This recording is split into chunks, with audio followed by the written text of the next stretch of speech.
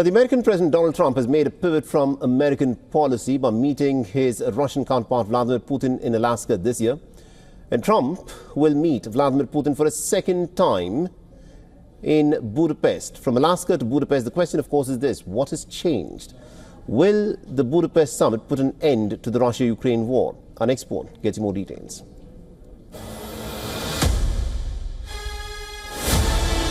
Timing is everything, especially when it comes to diplomacy. Just when the White House opened its doors to meet Ukrainian President Vladimir Zelensky, Russian President Vladimir Putin and US President Donald Trump had a lengthy discussion while talking to Putin. Trump was also posting on his social media. In a new twist, Trump announced his call to meet the Russian president in Budapest, since Trump took to the Oval Office for the second time. The two leaders have dialed each other multiple times. These conversations marked a U-turn from America's policy to isolate Russia. Trump even touted a breakthrough in March when he announced a Black Sea truce between Russia and Ukraine. The truce was supposed to last for 30 days, but it was barely effective for 2 weeks, with each side blaming the other of violating the agreement. Strike, counter-strike. Trump's Black Sea ceasefire spiraled into an energy war. In his efforts to convince Putin to halt his fire, the two leaders finally met face-to-face in August. Red carpet welcome, a flypast of US fighter jets, and a warm handshake.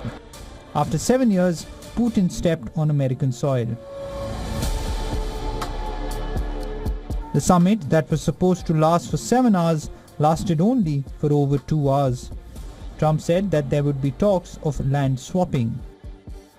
I was a little bothered by the fact that Zelensky was saying, well, I have to get constitutional approval. I mean, he's got approval to go into war and kill everybody, but he needs approval to do a land swap, because there'll be some land swapping going on. But the Alaska summit ended with no breakthrough, no announcements. Hours after the Alaska meet, Russia fired nearly 100 drones on Ukraine, causing death and destruction.